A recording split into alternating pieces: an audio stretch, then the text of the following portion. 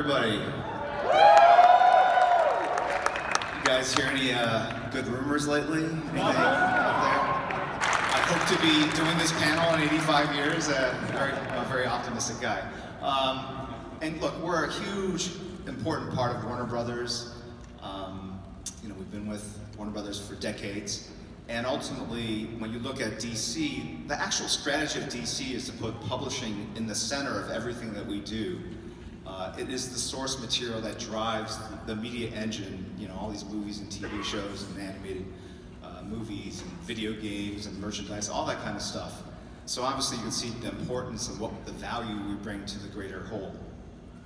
And so it's my intent really going forward, as the publisher, to lean into the collective years of experience that are in my team. I think actually one of the reasons I actually sold Wildstorm to DC was they had an amazing deep bench.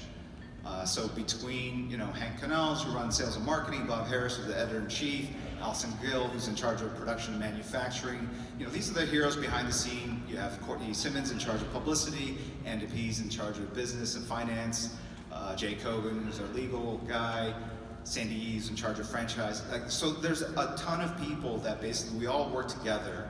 And I would say the collective years of experience we have is probably like 120 to 150 years at this point. And I've worked with these people for years now, and we know their business inside out. So rest assured, the company's in really great hands. We have some amazing things planned for you guys. You can't see it? What is that? Oh, now can you see it? Now this looks like Korean writing. I don't know what's going on. He looks too happy, doesn't he? I've lost the touch. Sorry. Where's the cigar? I don't know if I'm allowed to put the cigar anymore. All right. Oh my God, I'm so rusty. I don't even know what I'm doing. Okay. So this is my visual representation of the years I spent at Marvel. This is where I ripped this drawing in half. No, that would have been a good one. The industry kind of forgave us in some respects, in some of the poor decisions we made. Things were just so brisk, and there was such demand for everything we were creating, and that kind of lifted all boats. I mean, you look at sales across the board, Marvel and DC both were in their heyday and selling millions of comics every single month. It was a very heady time period, and there are a lot of people that were interested in kind of making movies and TV shows based on their characters, toy companies that wanted to meet, video game companies that wanted to make games. So it was, at one point there was a company that wanted to make Image Comics on ice. That was a project actually. One of the reasons I sold to DC was that, as I mentioned, they just have an incredible depth. We have an incredible depth to our bench. We said, look, we're gonna work in secret, and if we get this thing done, please consider publishing it as part of the regular Batman line. And if we flame out because I can't hit a deadline, no harm, no foul. We haven't even announced this project. So Jeff and I worked on this secretly. He would send me the scripts, I would draw them, and I think I drew 6 issues of the 12-issue arc before we finally shared with other people that had been done. People loved what we did and started seriously thinking about putting it into the actual run because we had so many issues done.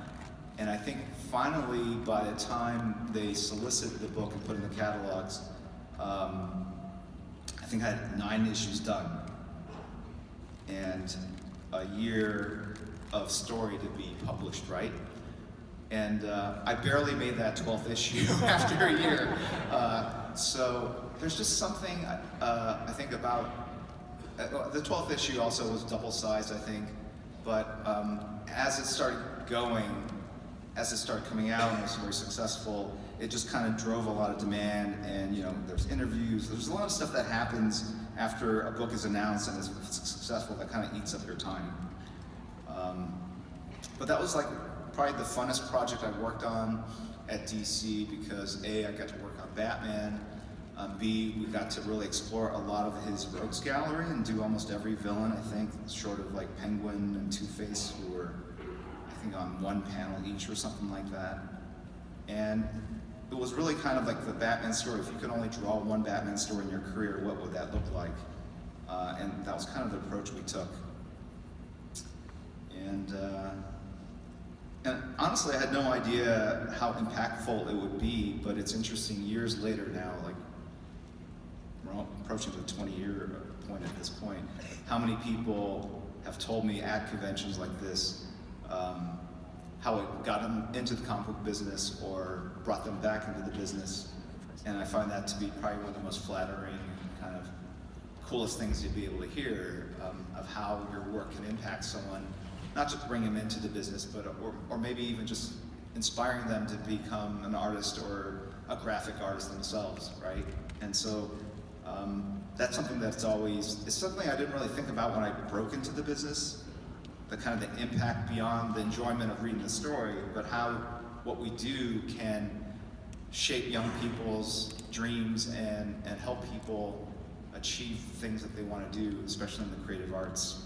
My question is, again, a little bit more on the movie side. So, sure. From where I stand, there seems like there's a bit of an identity crisis in the DC Films landscape, where coming out of the sort of what I'm going to call a misfire of the original intention of the extended cinematic universe with Justice League kind of falling apart, and then we go forward and we see auteur-driven, very specific niche films, like I think about Joker, obviously, pulling on Todd Phillips and a record 14 Academy Award nominations, and then even Birds of Prey is a movie that seemingly almost doesn't have an audience to some extent because it's so specific and so different from a lot of the other films out in the marketplace.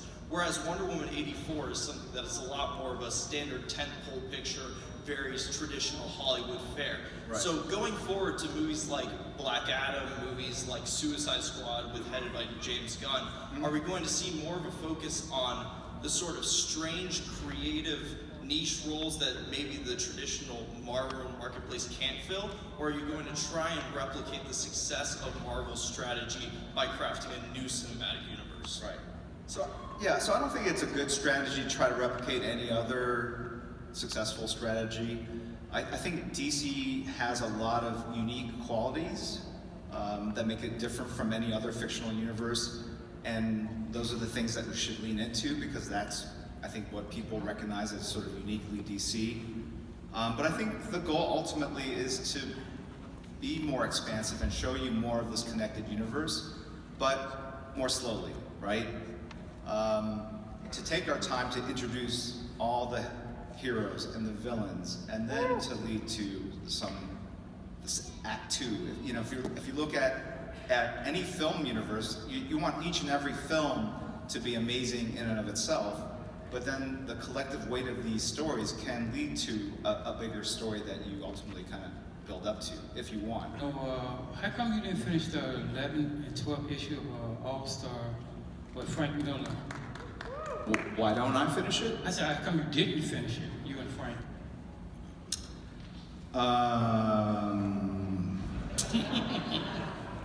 It would be nice to finish it. I think Frank would love to finish it. I would like to finish it. I don't think there's a story that we are both like in love with that would drive that. You know, you need to know where you're going, and but we have talked about it, so I can share that. So it's in the works. Correct? Huh? It's in the works then, right? No, I want you to create a hashtag, release the Miller cut, and put it online right now. And I want you to send that to me every single day. And maybe that will inspire me to finish and draw that comic. Maybe. I was going to ask about a JLI cartoon, if that was something that was maybe in the plans for all the Booster Gold, Blue Beetle fans out there? Not that I know of. Appreciate you guys being here. Thank you for supporting DC.